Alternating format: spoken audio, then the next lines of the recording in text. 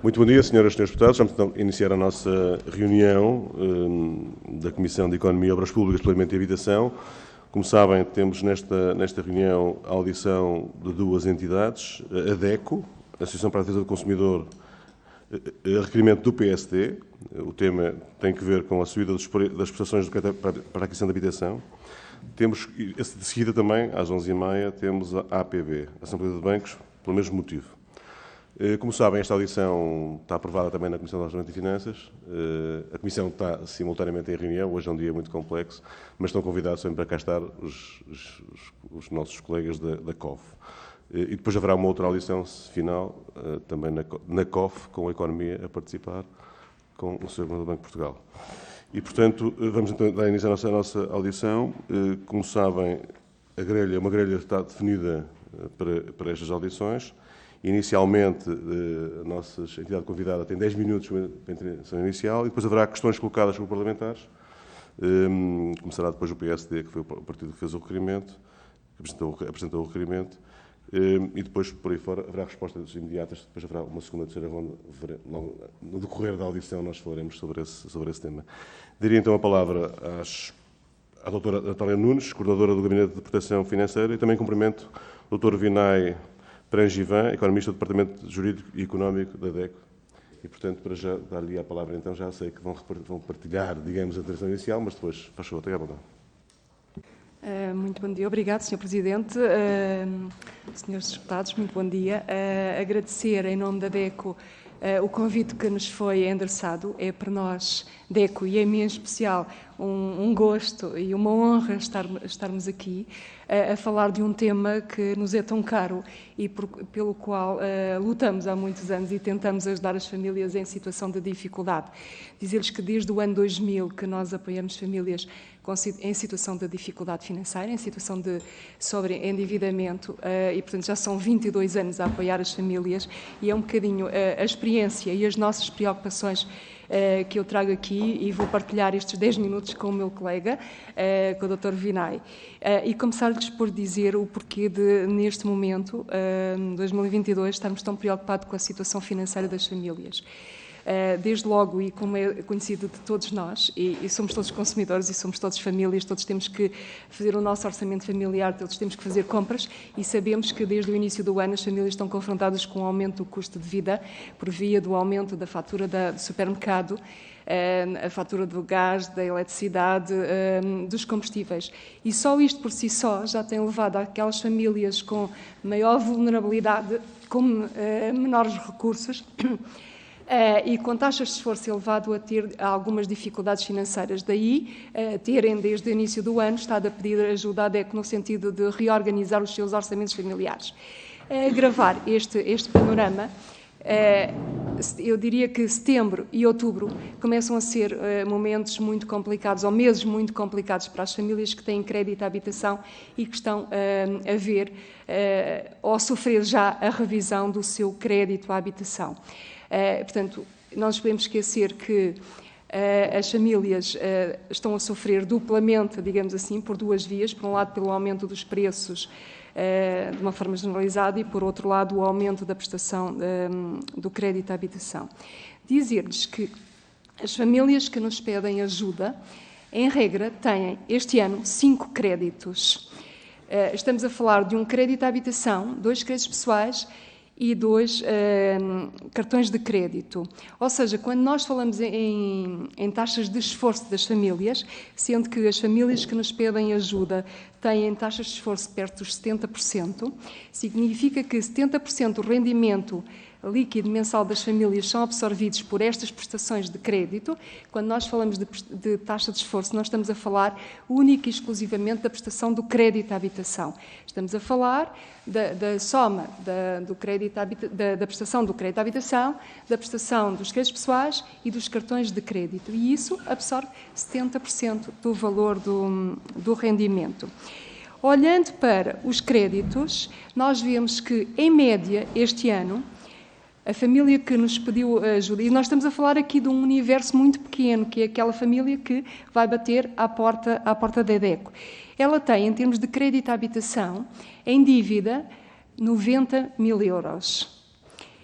Em termos de créditos pessoais, tem à volta dos 20 mil euros. Em cartões de crédito está a utilizar, portanto não é em crédito potencial, está verdadeiramente a utilizar cerca de 7.500 euros. Até porque nós sabemos também, e como disse já, temos acompanhado ao longo dos anos as famílias, que as famílias quando começam a ter dificuldades financeiras, começam por utilizar os cartões de crédito e utilizam o cartão de crédito até chegar ao limite.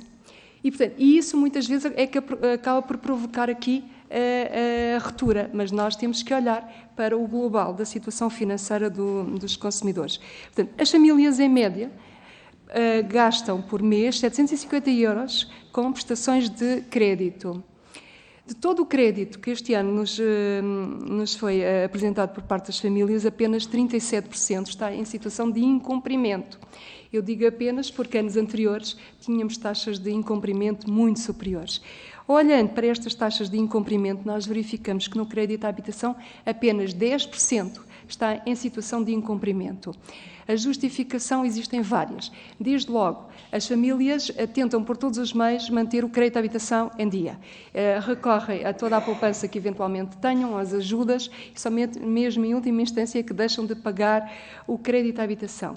Depois nós não nos podemos esquecer que nós viemos de 2 anos de pandemia, em que as famílias tiveram algumas medidas que lhes permitiram não pagar a totalidade da prestação do crédito à habitação e a verdade é que isso também permitiu que não entrassem em situação de incumprimento. Por outro lado, alguma da poupança que conseguiram fazer, e os dados do Banco de Portugal mostram-nos isso, que durante a pandemia as famílias conseguiram poupar, estão a utilizá-los muitas vezes para pagar agora a prestação do crédito à habitação e até das compras, e daí os resultados não ser, ou o incumprimento não ser mais grave. Ora, a nossa preocupação está no facto, como lhes disse, em média as famílias que nos pediram ajuda este ano têm 90 mil euros de crédito à habitação.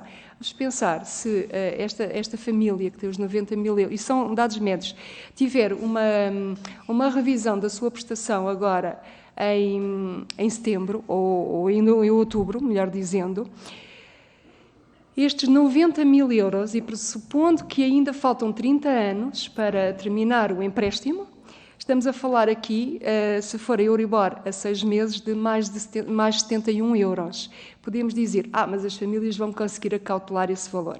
É verdade que sim, mas dentro de 6 meses pressupõe que, ou é previsível que haja um novo aumento.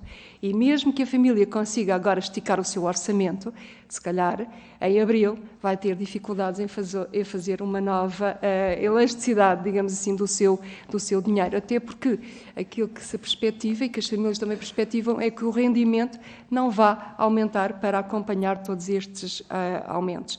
Claro que se estivermos a falar da Euribor a 12 meses, os aumentos serão superiores. E é neste momento, o grande problema das famílias. Setembro e outubro, as famílias já nos estão a pedir ajuda para renegociar alguns crédito à habitação, mas estão muito preocupadas com as próximas renovações, com as próximas revisões do valor da prestação. E agora eu passaria a palavra ao meu colega, Dr. Vinay. Muito obrigado, Sr. Doutor. Então passaria a palavra ao Sr. Dr. Vinay Prangivan. É assim, não é? Obrigado. Bom dia a todos. De uma forma muito rápida, para caracterizar um pouco também o mercado do crédito à habitação português, estendendo àquilo que é um retrato nacional. No ano 2021, continuou uma tendência de crescimento de concessão de crédito, quer em montante, quer em números de contratos. E isto mostra um pouco a dinâmica do mercado de crédito à habitação em Portugal e mostra 2 reflexos. Que os preços da habitação continuam a subir, por impacto, por exemplo, da entrada de compradores não nacionais, e, por outro, pelo encarecimento propriamente do mercado. E depois, porque todos nós sabemos também, o mercado de arrendamento não tem sido solução, portanto, há aqui uma necessidade de entrar para o mercado da compra de habitação. E depois os montantes, aliás, o número de contratos mostra que houve um crescimento muito grande entre 2020 e 2021, também fruto do final da pandemia, vamos pôr assim, e também da abertura novamente da concessão do crédito. O que é que isto tem de importante? Tem de importante que continuamos a ter um cenário em que 93% dos créditos de habitação em curso são de taxa indexada à Euribor. Este é o cenário que nos preocupa, exatamente refletindo aquilo que a Natália acabou de nos dizer. Se temos 93% de contratos indexados a Euribor, todos eles estão sujeitos à flutuação e à variabilidade. Nos novos contratos de 2021 mostrou-se uma ligeira mudança, mas muito ligeira, foram apenas 85%, portanto, apenas aqui, claramente, que é uma metáfora, vamos por assim, porque não é apenas, são 85%. Portanto, continuamos a ter uma tendência. Só para vos dar uma ideia, nós estamos representados na Autoridade Bancária Europeia, eu estou lá a representar a DECO, fizemos uma apresentação sobre o mercado espanhol e português. No mercado espanhol já houve uma mudança. No último ano, houve uma mudança drástica para a entrada para a taxa fixa. Portanto, houve uma abertura e houve uma necessidade do mercado fazer essa mudança. E uma das principais razões para o fazerem foi uma mudança comercial por parte dos bancos, em que a taxa fixa passou a ser mais interessante e mais concorrencial face à taxa variável, coisa que não se verifica em Portugal. Um aspecto também muito importante, nos contratos ainda em vigor, em 2021, final de 2021, mais de 4% dos contratos tinham um spread superior a 2,5%. Esses contratos são assustadores, vamos por assim, em termos de impactos. E não querendo alongar muito, para depois voltar a palavra à Natália, é importante dizermos que a maturidade média no final de 2021 de todos os contratos é de 33,5 anos. Portanto, ainda estamos a falar de muito longo. E a maturidade inicial era dos contratos entre 35 e 40 anos, são 27% dos contratos. Portanto, continuamos a falar de maturidades longas. E sabemos nós, só no cenário, voltando a falar em números, numa simulação de 100 mil euros, em que o Euribor estivesse a 1%, 100 mil euros a 30 anos, e que tivesse um spread de 1%, que é um clássico, se a Euribor fosse a 1%, ela teria uma prestação à volta de 370 euros. Por cada 1% de aumento da Euribor, há um impacto de 14% na prestação. Conjugando todos os impactos que já falamos de custo de vida por via de inflação, combustíveis, energia e supermercado, estamos a falar de algo que vai ser uma bola de neve para depois entrarmos em cumprimento. E passaria de volta a palavra. Penso que terminou também o tempo. Se quer concluir, doutora, faz favor.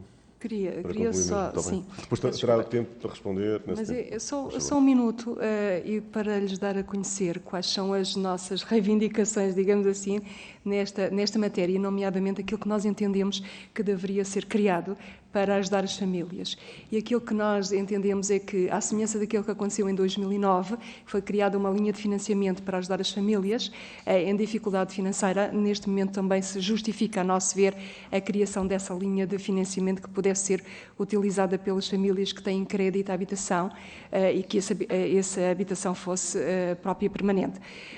Por outro lado, sim, relativamente à questão da reestruturação, da renegociação das condições dos empréstimos, também achamos que deve ser incrementada, deve haver aqui uma grande elasticidade, digamos assim, nas medidas que sejam adotadas e, a nosso ver, o PARI, o Decreto-Lei 227 de 2012, é uma boa medida, mas neste momento exigem-se medidas extraordinárias para além daquilo que está previsto no PARI, até porque deixa aos bancos sempre a avaliação e a decisão da apresentação ou não de uma proposta de renegociação.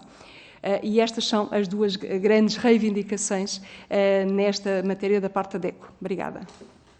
Muito obrigado. Também penso que acrescentou esta parte final, é importante também para o debate, penso eu.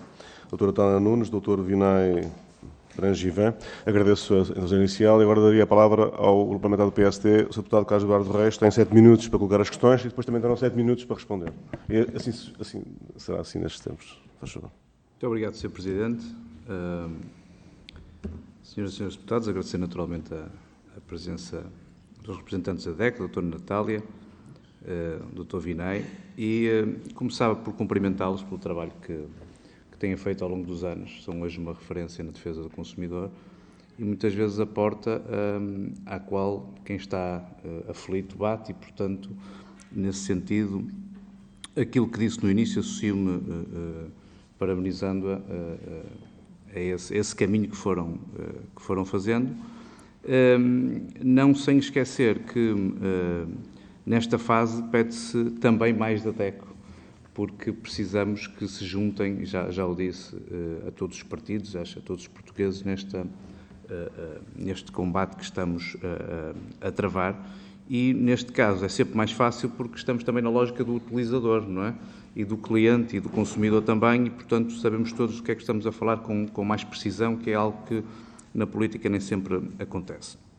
Esta audição vem mesmo a calhar, viria a calhar em qualquer altura, mas hoje acordamos com, pelo menos num jornal, que eu vi, com uma manchete que o BCE vai rever novamente em 75 pontos base a taxa. Enfim, estamos a escalar para números que há muitos anos não tínhamos. Vai começar o debate da generalidade do Orçamento de Estado. O Conselho de Ministros também vai tomar medidas relativamente à taxa de esforço e a essa monitorização e, portanto, estar aqui a debater isto faz todo sentido. E, no fundo, aquilo que acabou por fazer na sua primeira intervenção resume o âmbito do requerimento do PST, que é para fazer uma análise, fazer um ponto de situação daquilo que temos, independentemente dos indexantes serem a 3, 6 e a 12 meses, e desse impacto não ser amanhã. Para muitos de nós, esta situação esta discussão já vem tarde, porque é urgente e a culpa não é de ninguém, não é do PS, não é do PST, não é do Governo, é de facto a situação internacional que se criou e que levou a esta crise inflacionista. Pedir-vos também uma reflexão sobre esta matéria de uma forma mais lata, não sobre as medidas, só sobre as medidas de mitigação para este curto prazo, porque aquilo que temos ouvido por parte do Banco de Portugal, também por parte da Associação de Bancos e até por parte da OCDE, é que há um caminho de correção que está a ser feito e que o anormal seriam as taxas estarem como estavam até agora, muitas vezes em campo negativo e, portanto, se isso for verdade e haver aqui uma normalização da política monetária, quando é que ela para, não é? Qual é o teto? A vossa percepção, naturalmente, não é? De qual é esse teto e que vamos ter que lidar com essa taxa que todos sabemos que não vai ficar pelos 2%, e depois pedir também algumas propostas, já aqui aventou duas iniciativas agora na parte final da sua intervenção, que acho que são positivas, mas também deixe-me que lhe diga que não chegam. E também não se pede à DECO que invente a roda em relação a esta matéria, mas naturalmente que não chegam. Mas há outra coisa que preocupa o PST, que é esta conjugação, esta tempestade perfeita do crédito à habitação com a questão do crédito pessoal. Porque aquilo que temos assistido nos últimos anos, talvez nos últimos 2 anos, é que os bancos, sendo alertados pelo Banco de Portugal para a maturidade dos contratos, reduzindo a percentagem de financiamento em relação ao valor do imóvel, procuram no crédito pessoal uma alternativa para poder aceder à compra dessa habitação. Mas a verdade, e a seguir teremos a oportunidade de falar com a Associação de Bancos, a verdade é que em Portugal há um convite a todos serem proprietários, não é? Porque da forma como o mercado de arrendamento está e a forma como o crédito à habitação é concedido, e pronto, isso daria toda uma reflexão e um debate, não é sobre isso que estamos aqui a falar, nem a culpar ninguém, mas dizer que esta é a realidade com que nós nos debatemos e, portanto, eu vejo a situação, isto faz de números e, portanto, nós somos todos deputados, muitos de nós são deslocados, quem quiser vir para Lisboa, for do Porto, de Braga ou do interior, rapidamente percebe que mais vale comprar uma casa nas imediações de Lisboa do que aceder ao mercado de arrendamento aqui ao pé. E, portanto, é disto que se trata. E, portanto, quando vamos a um banco, e aí na lógica do utilizador, sem querer culpar ninguém, esta é a realidade. Nunca somos confrontados com aquilo que o Sr. disse agora. Bem, vamos aqui aproveitar uma taxa fixa porque é um seguro, no fundo, de crédito. Não, vamos aproveitar a taxa variável. O BCE até projeta até 2026 juros negativos. Agora, a realidade não é essa, temos uma exposição enorme de contratos com taxa variável, em comparativo, como disse, com Espanha, então se formos a França, muito mais. E como é que saímos disto? Mas como é que saímos disto não só agora, mas para a frente? Não é? Porque se estas taxas subirem de uma forma exponencial, e se forem para a normalização dos 3, 4%, nós vamos ter um problema que perdura. E esse não é só um problema dos partidos e do Governo, é um problema do país como um todo, e um problema da banca também. A banca teve bons números o ano passado, vamos ter a oportunidade, como disse, de debater isso a seguir, mas a banca tem aqui que mostrar alguma abertura falou da renegociação dos contratos. Vamos ver em que moldes é que a DECO acha que essa renegociação deve ser feita. Essa renegociação fica depois registada? É que eu também já estive no privado e sei que o crédito renegociado tem para a banca uma nota bastante negativa, não é? E, portanto, se nós vamos renegociar todos os contratos, passando eventualmente de taxa variável para taxa fixa, penalizando o consumidor, temos uma dupla penalização mais à frente, porque se, de facto, a pessoa conseguir uma estabilidade, depois, quando quiser recorrer novamente a crédito, não o vai fazer porque tem esse registro de renegociação e é preciso ter muita atenção a esse particular. Percebi que, e até olhando para propostas de outros partidos, que exclui ajudas pecuniárias do Governo para com os detentores de crédito à habitação, porque não ouvi na sua intervenção nenhuma referência a isso. Se acha isso positivo, se não acha positivo, se acha que não resolve o problema, pelo menos nesta fase mais dura. Eu tenho, naturalmente... Para concluir agora mesmo? Para colocar, mas já estimo o tempo, terei outras rondas, e os partidos também, naturalmente, farão outras questões que elucidarão o problema que aqui temos. Muito obrigado, Sr. Presidente. Obrigado, Sr. Deputado Carlos Eduardo Reis. Sr. Dr. António Nunes tem a palavra para intervir. Penso que terá 7 minutos e podem partilhar se quiserem. Faz favor. Então, obrigada. E obrigada pelas perguntas. Eu vou tentar aqui, foram muitas perguntas, muita coisa. Eu vou tentar aqui responder algumas delas e não vou seguir a ordem, vou começar por uma que me parece que é importante e até desmistificar. Esta questão do crédito pessoal para financiar a entrada, os 10% que são necessários para que haja crédito à habitação. Assim, isso acontece, nós temos tido conhecimento dessas situações. Agora, acontece de forma, pelo menos as situações que nós temos tido conhecimento, acontece de forma residual, não é a prática habitual. Portanto, a prática, aquilo que acontece no crédito pessoal e nos cartões de crédito e que nos deixam muito preocupados é uma outra realidade. É as pessoas recorrerem, até porque existe, eu não diria que é facilitismo, porque não é propriamente, não se pode qualificar como facilitismo, mas em termos de avaliação da capacidade financeira, se calhar há algum aligeirar dessa avaliação no que concerne, por exemplo, à concessão de cartões de crédito ou mesmo de algum crédito pessoal, e muitos destes cartões de crédito e crédito pessoal acabam por ser utilizados pelas pessoas para fazer face às despesas do dia-a-dia. E isto acaba por transformar a situação numa bola de neve. Nós vimos isto já quando foi a crise entre 2008 e 2012 e que muitas famílias agravaram a sua situação por essa via. E, portanto, o nosso receio neste momento relativamente ao crédito pessoal e aos cartões de crédito é também este.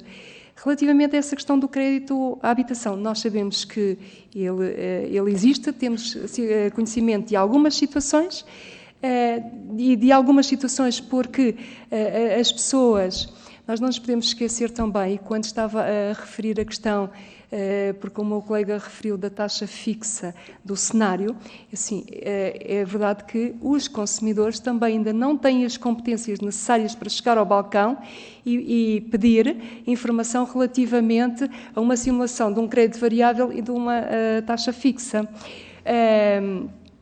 e, muitas vezes, também os consumidores. E há aqui um grande trabalho da parte da DEC a fazer, a apostar na questão da literacia financeira, algo que estamos todos os dias a fazer, mas se calhar ainda temos que fazer mais, continuar a fazer e fazer mais. Mas, no momento da contratação, os consumidores olham muitas vezes apenas para o valor da prestação naquele momento e esquecem-se de fazer uma avaliação daquilo que vai ser no futuro, daquilo que pode ser a evolução da prestação no futuro, aquilo que vai ser a evolução dos seus rendimentos. Podemos dizer assim, mas os consumidores afinal até têm essa informação, porque nós temos uma FINA que deve ser entregue aos consumidores e tem lá um alerta para o aumento da prestação no caso de taxa variável. É verdade que sim, mas também é verdade que os consumidores têm a falta das competências de literacia financeira, não estão atentos para essa situação, não foram educados, digamos assim, para fazer essas avaliações e acabam, infelizmente, para olhar e contar muito só com o momento, com o presente. Relativamente àquilo que... Claro que as nossas propostas vão muito além daquelas que eu acabei de referir aqui. Em termos de apoios extraordinários pecuniários, nós sim entendemos que faz sentido, nomeadamente às famílias de maior vulnerabilidade económica, sem dúvida nenhuma, mas entendemos que em matéria de crédito à habitação e de famílias que têm crédito à habitação, deve também ser privilegiado a questão da linha de financiamento que possa ser utilizado pelas famílias. Relativamente à evolução, aos cenários futuros, eu gostaria muito de ter uma resposta para dar, mas é assim, eu não tenho, até porque sou jurista, isto é mais aqui com a área do meu colega, ele já vai falar sobre isso. De qualquer forma, eu nos meus parcos conhecimentos e enquanto jurista e olhando para aquilo que são as projeções dos economistas e aquilo que nós vemos nos jornais, nós vemos que 2023 se prevê que a Euribor ultrapasse os 3%. Portanto, isto não me deixa adivinhar tempos fáceis, pelo menos nos próximos... eu gostaria de dizer meses, mas acredito que sejam mais do que meses. E agora, se fosse possível... daria tempo ao meu colega. Muito bem, Sr. António Nunes. A palavra ao Dr. Vinay Prangiva, faz favor, para os últimos 3 minutos. 2 minutos. Obrigado pelas questões absolutamente pertinentes. Não tenho uma bola de cristal, ninguém tem. O que nós sabemos é olhar para as medidas de política monetária do BCE e os objetivos. Sabemos sempre que a bitola está nos 2% de inflação. O objetivo é fazer com que, de todas as maneiras possíveis, consigamos, entre aspas, baixar a taxa de inflação. De um ponto de vista apenas e só de teoria económica, esta medida de política monetária poderá não ser totalmente a mais ajustada se olharmos para o facto deste ser um choque não de procura, que leva à inflação só, mas muito mais um choque de fatores de produção e um choque de preços de produção. O que está a acontecer não é um clássico choque de procura que, por via da política monetária de aumento das taxas de juros, fazendo baixar a procura, fazendo baixar o investimento, se conseguiria arrefecer o mercado. Mas isso, infelizmente, não há aparentemente outras medidas que possam, ou não quiseram pensar noutras medidas, mas isso é outra discussão, não é para aqui. O que é que nós poderíamos antever e aquilo que poderia ser um cenário expectável? É verdade, taxas de juros negativas era um cenário anormal. É normal ter as taxas de juros positivas e é normal ter taxas de juros, eu diria, 1,5%, 2% de taxa diretora do BCE. Seria perfeitamente normal. Entendermos também, e devemos também perceber que a Euribor não é a taxa do BCE, a Euribor é uma taxa interbancária que resulta dos contratos diários feitos entre os bancos nos financiamentos entre si para os diferentes cenários. Logo, o que temos hoje é uma antecipação, os valores da Euribor estão a antecipar aquilo que eles, em termos de mercado entre os bancos, consideram que será a taxa para o seu funding. E, por fim, a taxa fixa versus taxa variável. Uma forma de o fazer, na minha opinião, é tornar o pressário mais interessante. É tornar a taxa fixa mais concorrencial à taxa variável. Outra nota final, eu sei que já estou a exceder o tempo. Historicamente, e esta é uma questão que alguns clientes já fazem, e a DEC também o fez, historicamente, nos últimos 20 anos, mesmo com o choque de 2008, 2009, 2010, com a Euribor a 5%, Historicamente, um contrato de taxa fixa feito há 20 anos não compensaria um contrato de taxa variável feito há 20 anos. E esse é um cenário que leva a que as pessoas continuem a optar pela taxa variável. Muito obrigado, Dr. Vinay Prangivan. A palavra agora ao Partido Socialista, ao Grupo Parlamentar do Partido Socialista. A deputada Fátima Correia Pinto tem 7 minutos para colocar as questões. Faz favor. Muito obrigado, Sr. Presidente. Cumprimento, Sr. Presidente, senhoras e senhores deputados. Queria, antes de mais, saudar a Associação de Defesa do Consumidor, na pessoa dos seus representantes aqui hoje presentes, agradecer a vossa disponibilidade e toda a informação prestada, assim como louvar e reconhecer o importante papel da DECO na sociedade portuguesa, nomeadamente no seu papel de informação e apoio jurídico na defesa dos direitos legítimos dos consumidores. Posto isto e versando sobre o assunto hoje aqui em discussão, referente ao aumento das taxas de juros dos empréstimos à habitação, é preciso, em primeiro lugar, contextualizar que o mesmo ocorre numa conjuntura de uma acentuada crise inflacionista, iniciada com a pandemia agravada com a guerra da Rússia contra a Ucrânia, que obrigou o Banco Central Europeu, enquanto responsável pela manutenção dos preços estáveis, a aumentar de forma célere as taxas de juros, de forma a contribuir para a regressão dessa mesma inflação. Para o Partido Socialista, a instabilidade financeira das famílias foi e será sempre uma preocupação e reconhecemos que o atual nível de inflação, conjuntamente com o aumento das taxas de juros, irão complicar o dia-a-dia das famílias portuguesas, principalmente as mais vulneráveis, que têm já de esticar os seus orçamentos familiares para fazer face aos compromissos financeiros assumidos. Sabemos também que a habitação é um direito que está consagrado na Constituição e sabemos que durante décadas a política de habitação em Portugal foi quase exclusivamente direcionada para o apoio ao crédito e compra de habitação, acreditando que o mercado iria resolver o problema de acesso à habitação, desvalorizando a dimensão do arrendamento e, em contraciclo com muitos países europeus, não investimos na criação de um parque público habitacional.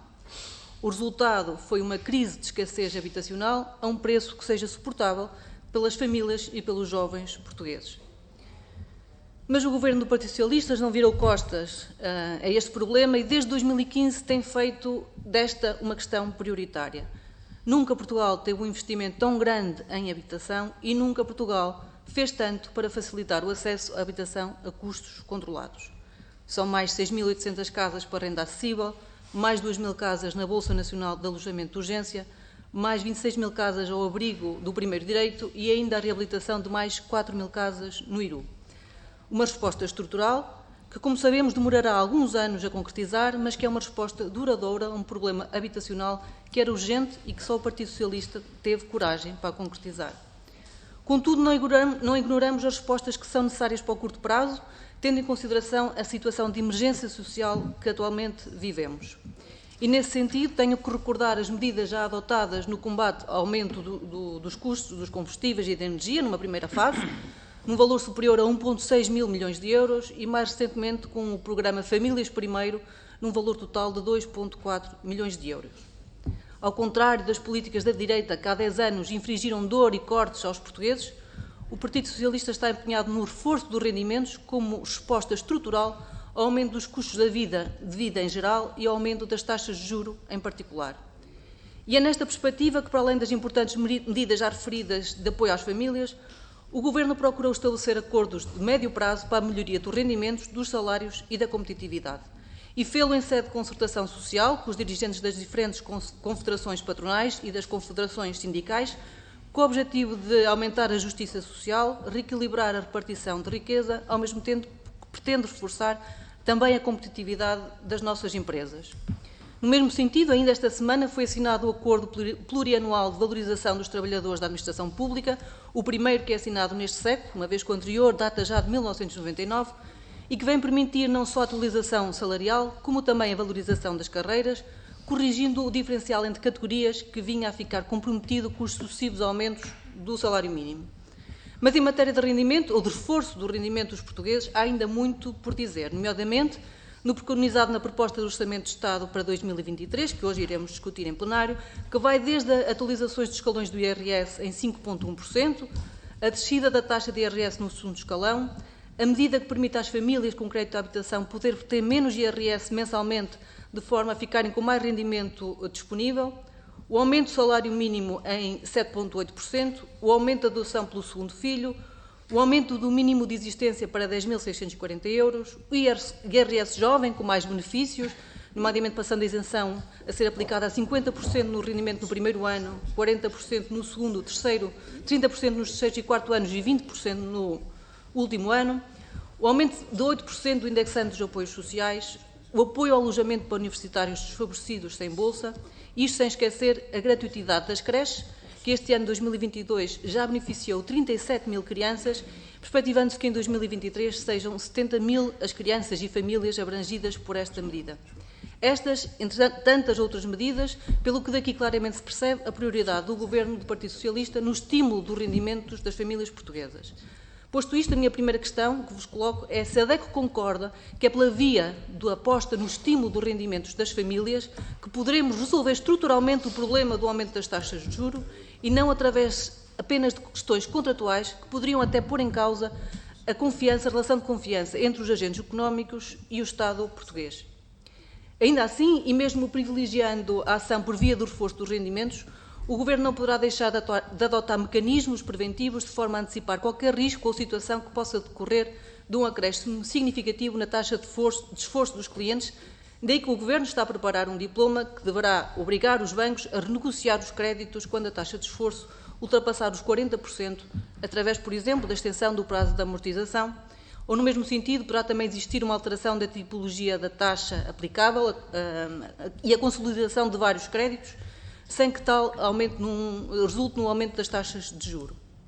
Por outro lado, outra das medidas adiantadas pelo Secretário de Estado do Tesouro será a suspensão temporária da exigibilidade da Comissão de Reembolso Antecipado, possibilitando a obtenção de melhores condições pelos clientes que vêm diminuir desta forma o custo da decisão da transferência do crédito para outro banco ou para a realização de reembolsos parciais. Em suma, as medidas de combate ao aumento das taxas de juros por parte do Governo Socialista têm 3 linhas de ação. O reforço dos rendimentos através dos diversos acordos de rendimentos contratualizados, o apoio às famílias portuguesas preconizados nos diversos programas do aumento, de combate ao aumento da taxa de inflação e também no orçamento do Estado para 2023 e, por fim, o diploma autónomo que estará a ser preparado e onde devem ser colocadas um conjunto de matérias especialmente dirigidas à relação do setor bancário com os seus clientes no atual contexto. Tendo em conta esta estratégia, estou mesmo a terminar, agradecemos todos os contributos que a DECO nos possa indicar no sentido de robustecer as medidas preconizadas pelo Governo com o intuito final de apoio às famílias portuguesas nesta fase mais complicada que todos atravessamos. Muito obrigada. Muito obrigado, Sra. Deputada Fátima Correia Pinto. A palavra agora à DECO e à Sra. Doutora Natália Nunes, faz favor. Bom, Tem o mesmo tempo, 7 minutos. Ok, obrigada. Devo dizer que, e começando pela questão da proposta, porque claro que sim, claro que concordamos e vemos com bom agrado a questão de se reforçar os rendimentos das famílias. Agora, sabemos que se isso é execuível, relativamente fácil no setor público, no setor privado é bem mais complicado e com certeza que haverá muitas famílias que não vão ter um aumento dos rendimentos por essa via. Por outro lado, resta saber se o aumento dos rendimentos que as famílias vão ter, vão conseguir acomodar todos os aumentos que têm por via da inflação e do aumento das prestações do crédito à habitação. Daí o nosso grande foco ser precisamente nestas medidas que em concreto vão ajudar as famílias que têm crédito à habitação.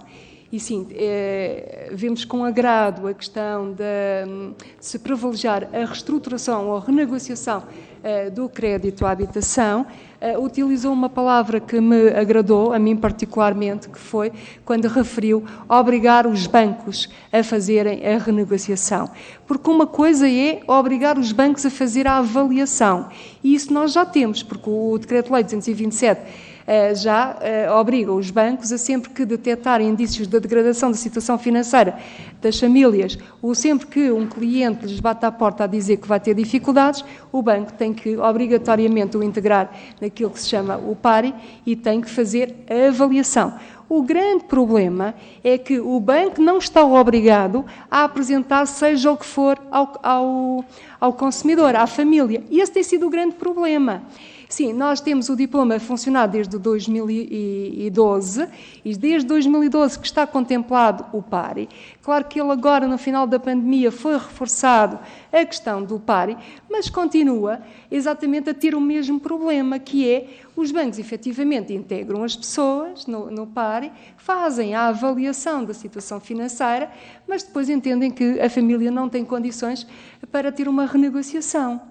E este é o grande problema, ou seja, é um grande problema para o banco e é um grande problema para as pessoas, porque as pessoas até querem renegociar, mas como o banco não está obrigado a apresentar uma proposta, acaba por não fazer.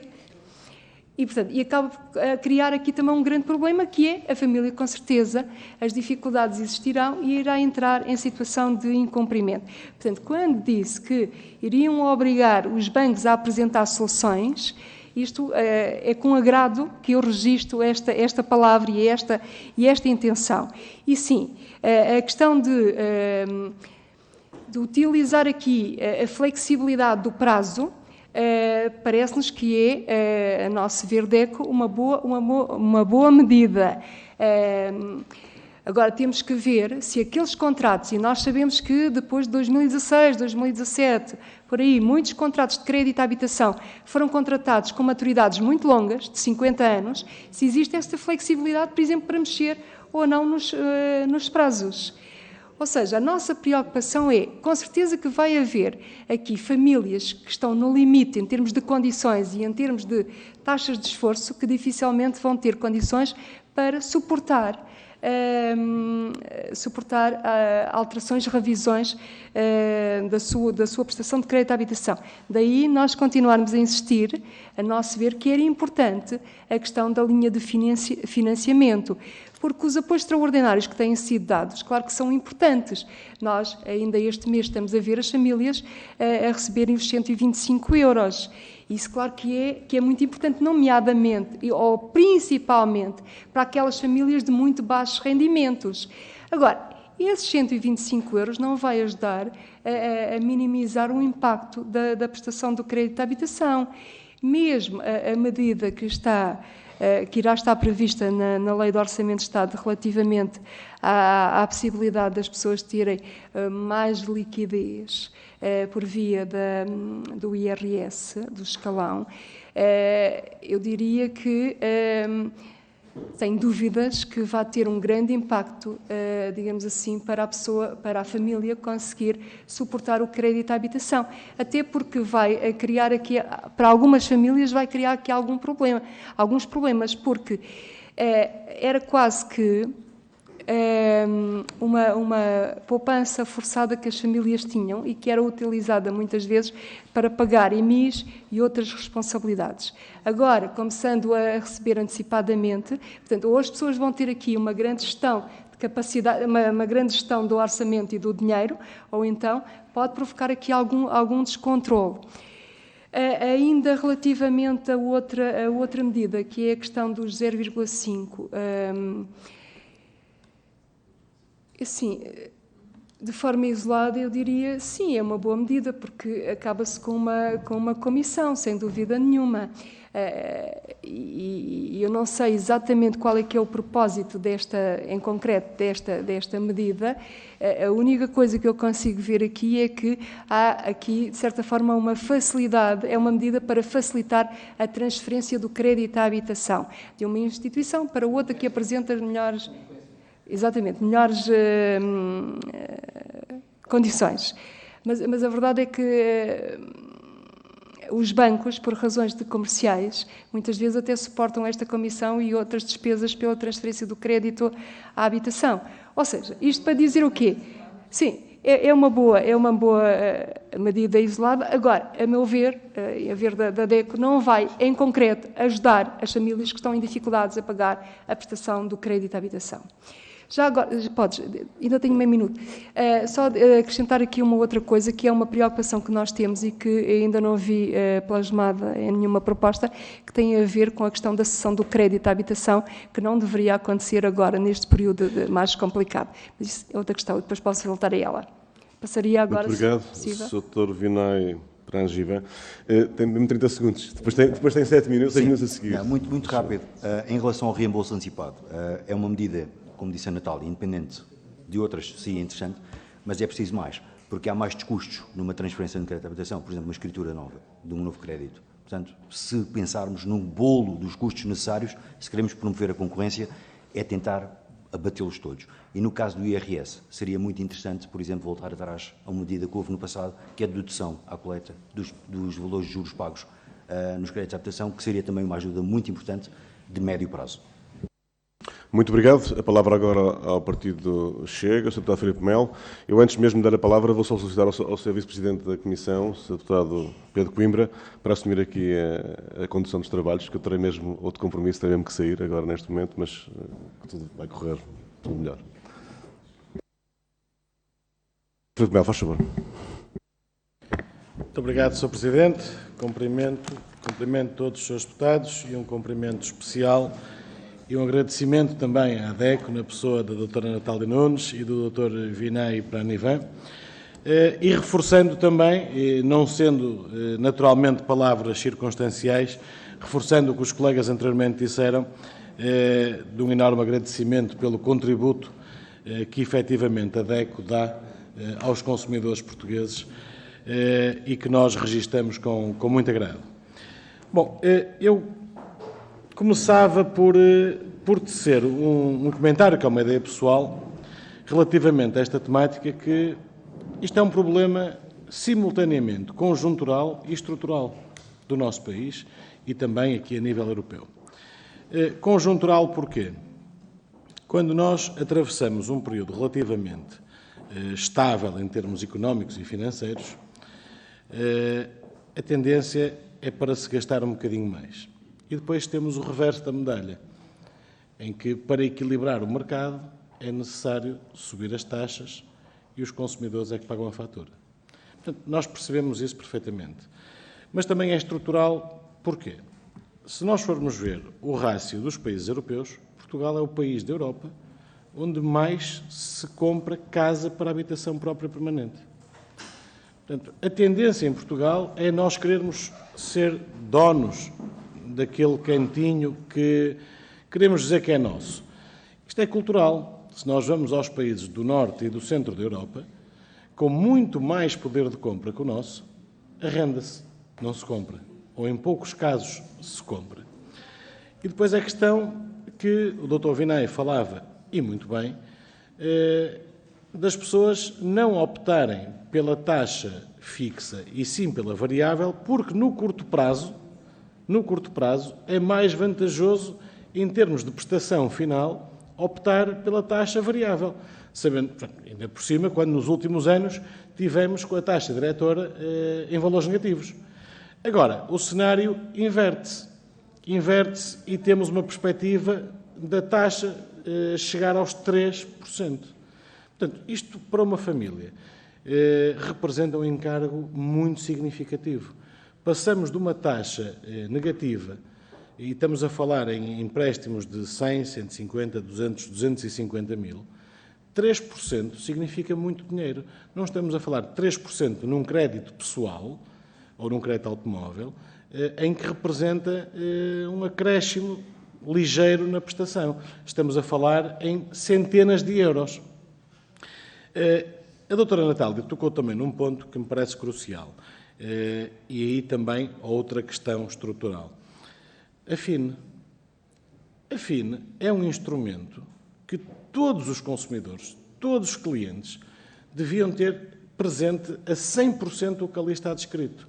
Mas, infelizmente, e a doutora sabe, nos bancos vende-se um crédito de habitação com a mesma facilidade que se vende um cartão de crédito. Interessa é cumprir os objetivos comerciais. E eu sei do que falo, porque eu estive na banca há muitos anos. E presenciei coisas que, sinceramente, hoje percebo o impacto que aquilo tem. As pessoas têm que ter a perfeita noção do que está na FINE. E isso compete aos profissionais do setor a explicar detalhada e discriminadamente tudo o que ali está. Porque uma FINE de um cartão de crédito até podemos passar à frente. Uma FINE de um crédito de habitação pode implicar graves alterações no futuro dessa família. Mas também não posso deixar de tocar aqui numa questão que a sua deputada Fátima, do Partido Socialista, colocou, relativamente às ajudas que vêm no Orçamento de Estado para as famílias e que algumas delas, naturalmente, que subscrevemos. Só que, Sra. Deputada, essas ajudas, essas alterações, serão em sede de IRS. Qualquer alteração ao IRS, as famílias vão sentir esse efeito, seja pouco, seja muito, não interessa, no curto, médio prazo.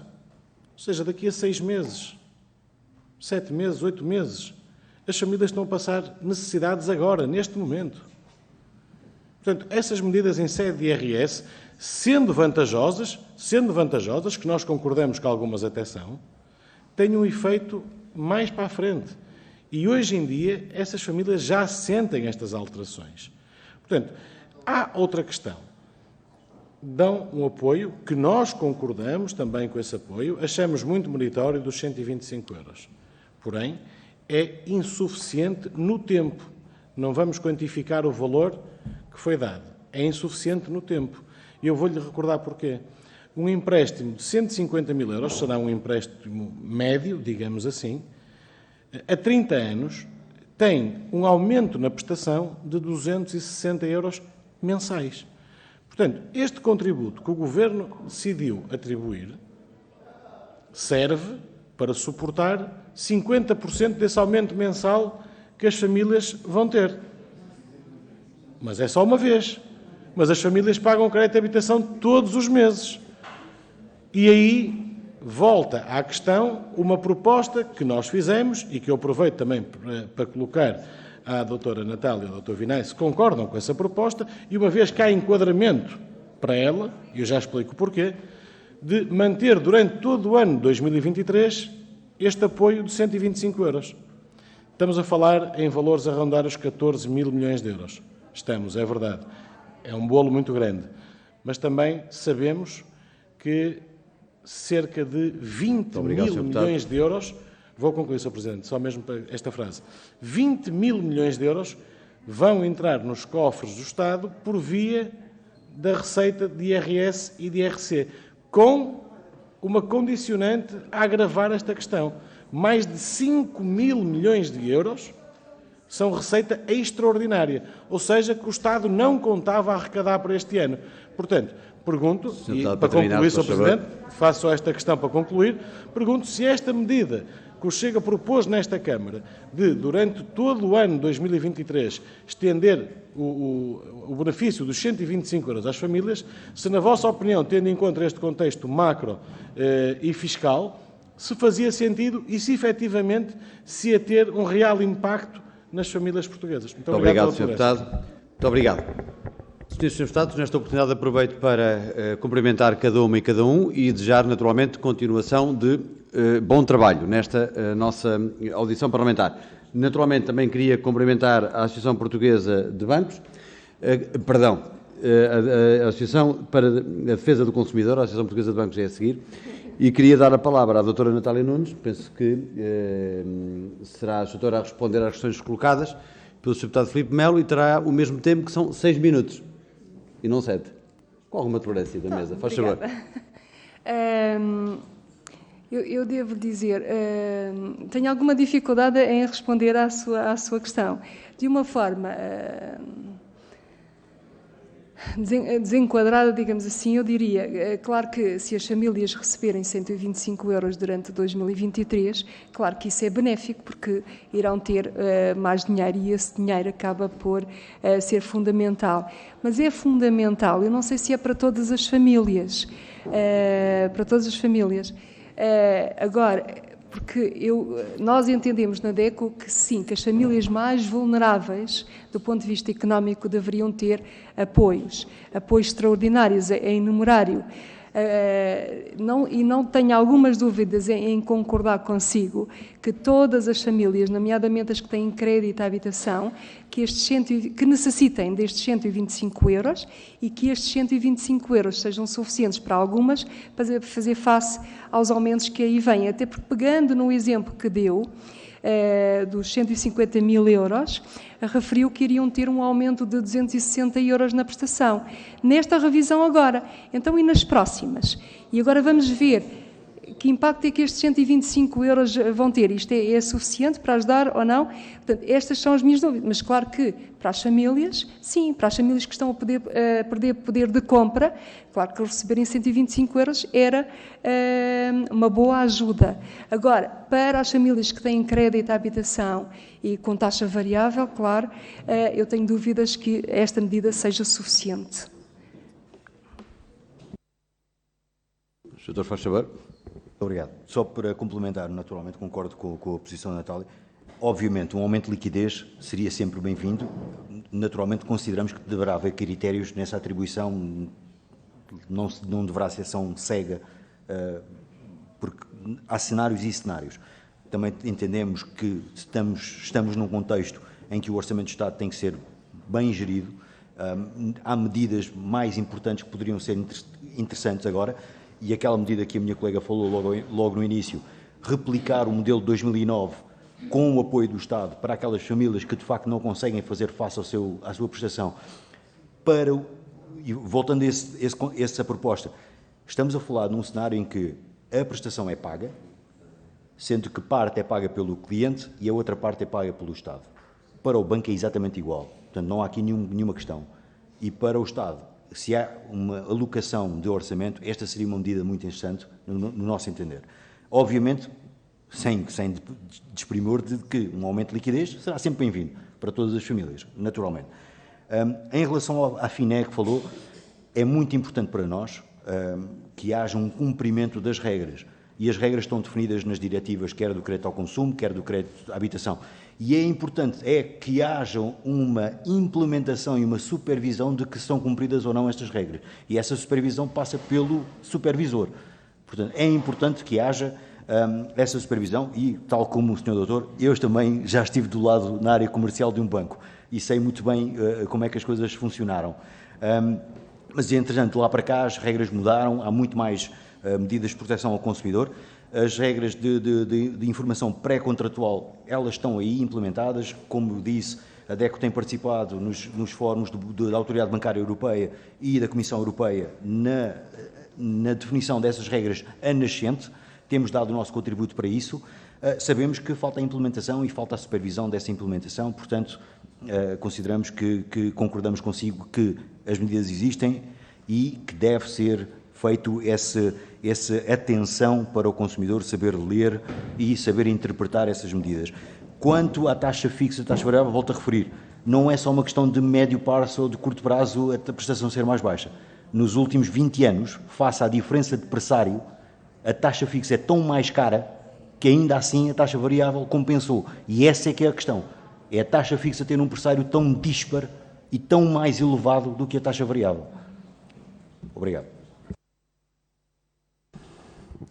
Muito obrigado. Ainda tem um bocadinho de tempo, se quiser usar, faz favor, senhora. Tem minuto e meio, faz favor, pode. Há que rentabilizar o tempo. Só acrescentar um aspecto ainda relativamente à FINE, que me parece que é importante. Sim, o excesso de informação, por vezes, acaba por ser prejudicial para o consumidor. Um consumidor que nós sabemos que tem baixas competências de literacia financeira e que muitas vezes está a querer contratar e ter acesso rápido ao crédito. Por isso é que nós temos vindo a defender que era interessante dar ao consumidor, claro que a FINE, que é um instrumento fundamental, mas um resumo com as principais características do empréstimo, para que o consumidor não tivesse oportunidade de não conhecer aquelas que são as principais características do empréstimo. É só. Obrigada. Muito obrigado, doutora. Tem a palavra agora. Tinha escrito o Sr. Deputado Carlos Guimarães Pinto, Iniciativa Liberal, mas ausentou-se da sala. Se regressar, se assim entender e se os senhores deputados não virem inconveniente, poderá usar a palavra mais tarde, como aliás é da praxe nesta comissão. Tem a palavra a senhora deputada Paula Santos, do PCP. Faz favor, senhora deputada, 6 minutos. Muito obrigado, Sr. Presidente. Queria também cumprimentá-los, agradecer os elementos que trouxeram a esta reunião face a um problema que nós consideramos que é um problema gravíssimo. Não estamos a falar da proteção, neste caso concreto, da proteção da habitação das famílias, é algo que é essencial para a estabilidade e, naturalmente, para a vida das famílias.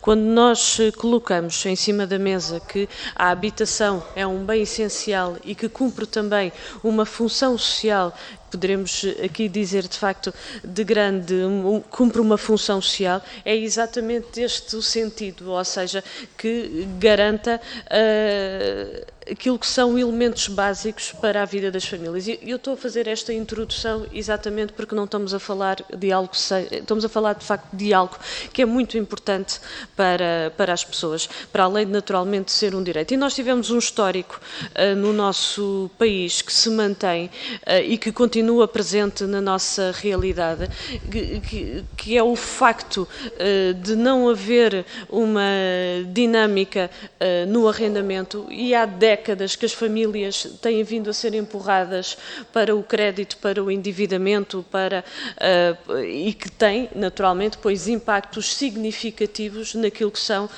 as suas vidas. Porque se olharmos, aliás, foram dados aqui um conjunto de elementos. Estamos num momento de agravamento, mas as despesas com a habitação têm um peso grande naquilo que são os rendimentos dos agregados familiares no nosso país. E isto é o resultado de opções políticas de vários governos durante décadas de não intervir no problema, na questão da habitação, e deixar na lógica do tal mercado que já se viu que não resolve os problemas para assegurar o direito à habitação. Vivemos também um problema agravado, de facto, pelo crescimento dos preços com a habitação, ao mesmo tempo que há cada vez menos casas disponíveis no nosso país. Poderemos aqui identificar várias responsabilidades para isto. Foram dados aqui alguns exemplos de cidadãos de outros países, mas, ou seja, regimes como vistos gold, residentes não habituais, o crescimento aceleradíssimo do alojamento local, também da aquisição de muitos edifícios completos para empreendimentos turísticos. Bom, poderíamos continuar por aí fora, mas tudo isto naturalmente criou dificuldades acrescidas. Não gozo do entusiasmo que foi aqui colocado pela senhora deputada do Partido Socialista, porque peço desculpa pela referência, não posso deixar de o dizer, mas se há tantos programas, tantas medidas por parte do Governo para o problema da habitação, então como é que explica que hoje estejamos na situação em que estamos?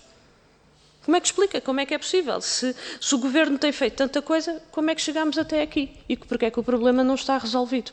Bom, mas a questão é de facto uma questão preocupante, porque aquilo que se revela é que a adoção aquilo que tem sido as opções políticas do atual Governo, na verdade, é que não dá resposta ao problema e são meramente insuficientes. Já aqui foi feito o debate relativamente ao pagamento dos 125 € no mês de outubro. Tem o mês que vem.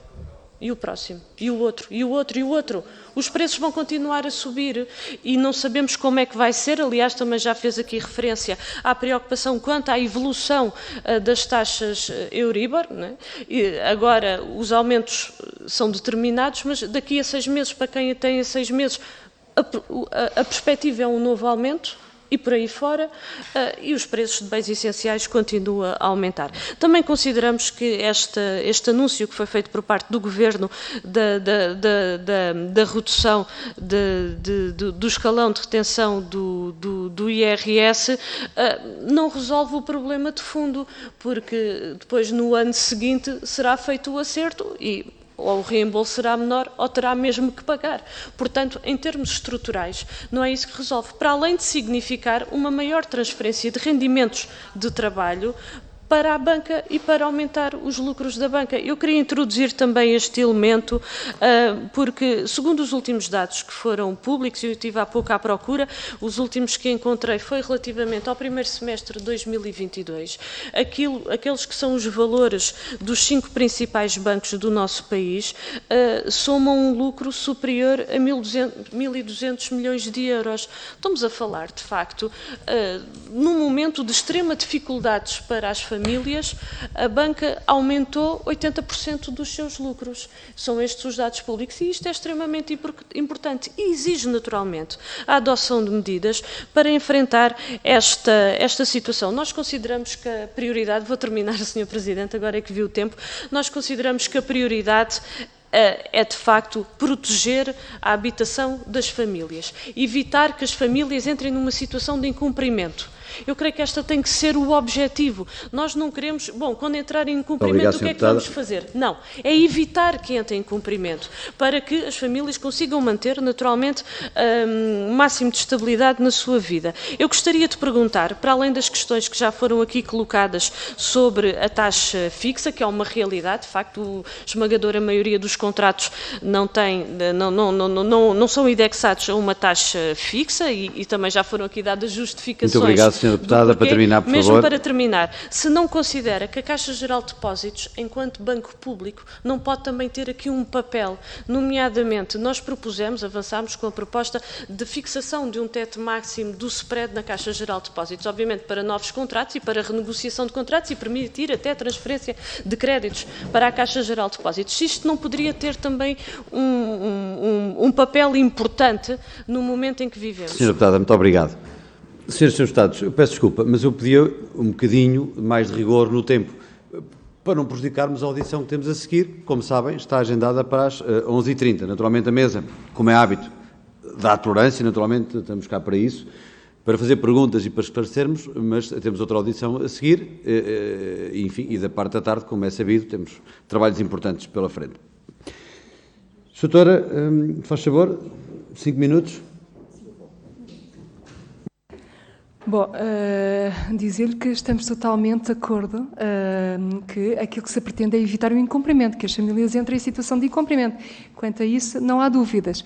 Agora, deixe-me ir pescar, porque há pouco não pude falar, mas que me parece que também devíamos ter aqui alguma preocupação com as famílias que já estão em situação de incumprimento. Que essa é outra questão que também nos preocupa. E nós sabemos que, por exemplo, na questão da cessão de crédito, que é algo que está a ser muito utilizado pela banca, nomeadamente em matéria de crédito à habitação, se calhar deveríamos agora, neste período, também olhar para essa situação e tentar limitar, digamos assim, a cessão de crédito sempre que fosse de habitação própria permanente. Até porque depois isto coloca aqui grandes desafios e grandes obstáculos, nomeadamente aquilo que está previsto no diploma do crédito à habitação, relativamente à retoma do crédito à habitação, que é possível até o momento da venda judicial da habitação, e o crédito, desde que o devedor pague todo o incumprimento, o crédito pode retomar e retoma ao banco com as mesmas condições que tinha antes do incumprimento. Portanto, depois havendo aqui uma cessão de crédito e quem compra, em regra, estes créditos são fundos, acaba por dificultar e pôr em causa tudo aquilo que está previsto na legislação. E claro que para além desta medida, claro que agora irei falar de uma medida que eu penso que houve também uma proposta que, inclusivamente, penso que foi do PCP e que vimos com agrado, que era a questão da impenhorabilidade da casa de morada de família, da habitação própria permanente. Claro que, a nosso ver, se deveria também seguir por este caminho.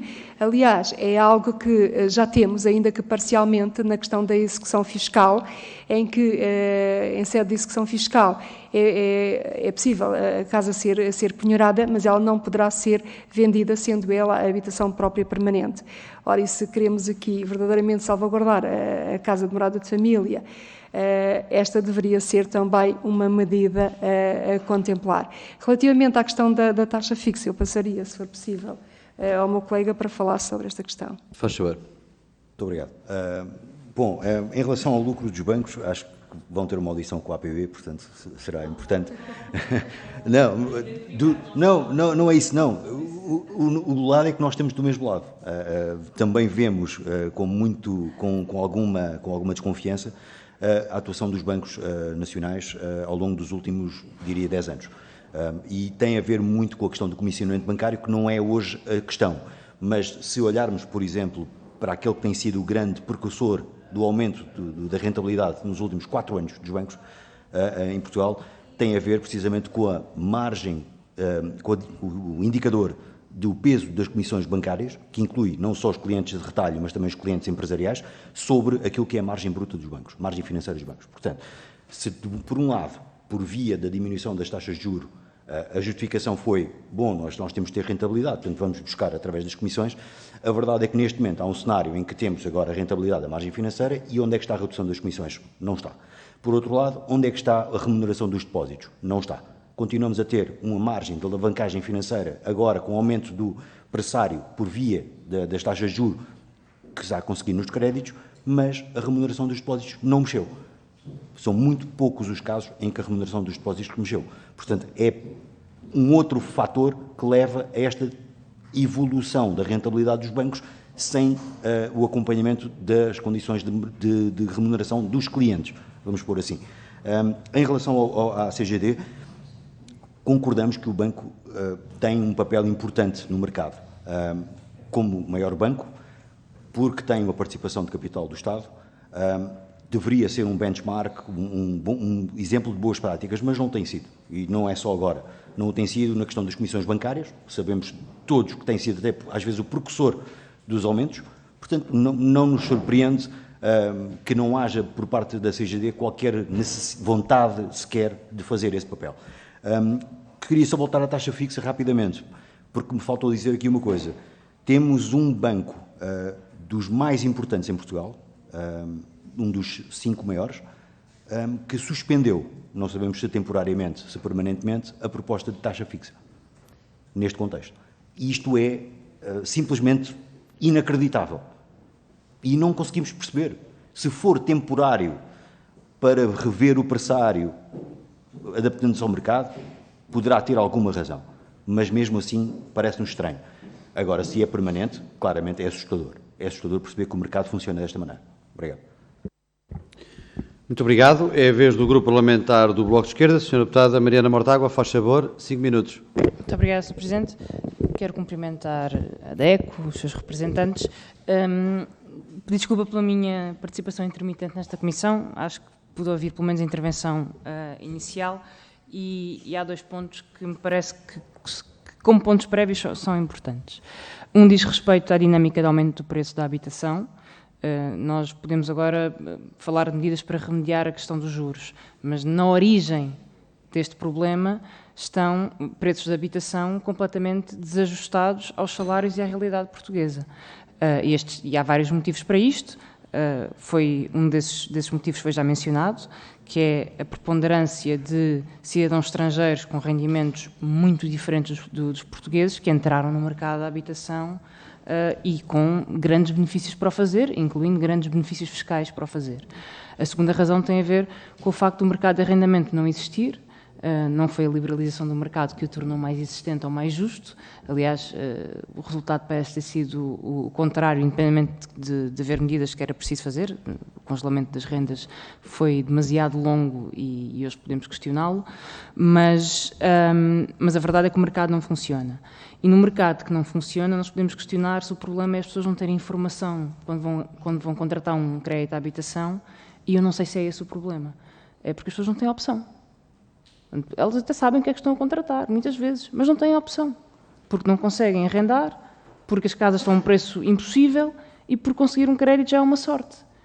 E, portanto, esta que é a situação que uma parte das famílias enfrentam. Como é que uma família pode escolher conscientemente entre taxa fixa ou taxa variável quando os bancos pedem uma comissão e um spread por taxa fixa que é muito superior à taxa variável? E as pessoas, quando vão fazer a contratação, fazem as suas contas, pedem simulações e, quando recebem o resultado das simulações, pensam, bom, pode ser que no futuro seja diferente, mas agora eu vou poupar na minha prestação ao banco se calhar 100 euros ou 50 euros por mês só por escolher taxa variável em vez de taxa fixa. Portanto, não é só uma questão de falta de informação. As pessoas tomam as decisões que lhes parecem mais racionais porque são as únicas opções disponíveis no momento em que tomam a decisão. Como é que se mitiga o problema da subida das taxas de juros? E eu concordo com a análise. São 40 euros agora, ou 70 euros agora, mais de 70 daqui a 6 meses, e assim sucessivamente. Há dois problemas, a meu ver. O primeiro é, como é que se impede o incumprimento com a consequente perda de habitação? E o segundo é, como é que se consegue que, mesmo em situações em que não está em causa o incumprimento, que a perda de rendimento seja tal que coloque estas famílias num problema financeiro ou em risco de incumprimento, não necessariamente daquele crédito, mas de outros créditos e de outras obrigações.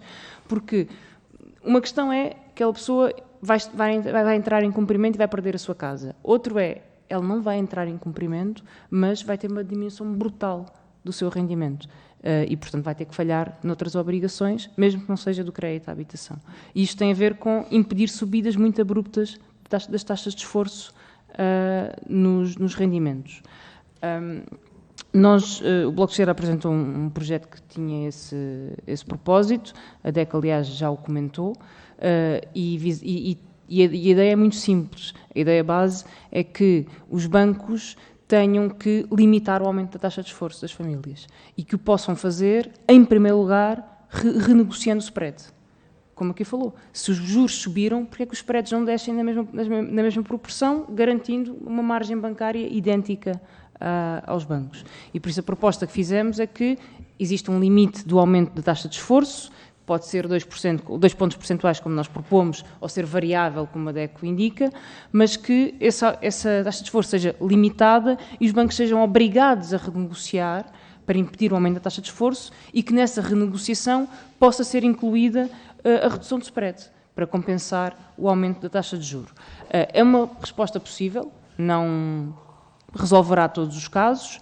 O Governo, entretanto, disse-nos que tem uma proposta em preparação. Nós não a conhecemos bem, conhecemos uma versão. O Governo diz que a versão que nós conhecemos não é bem aquela que existe.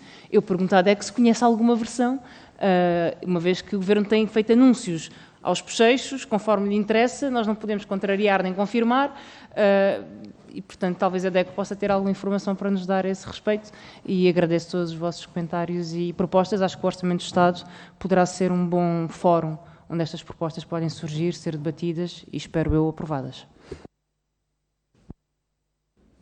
Muito obrigado, Sra. Deputada. Antes de passar a palavra à DECO, queria informar as Sras. Deputadas, como saberão, nós temos previsto uma segunda e uma terceira ronda.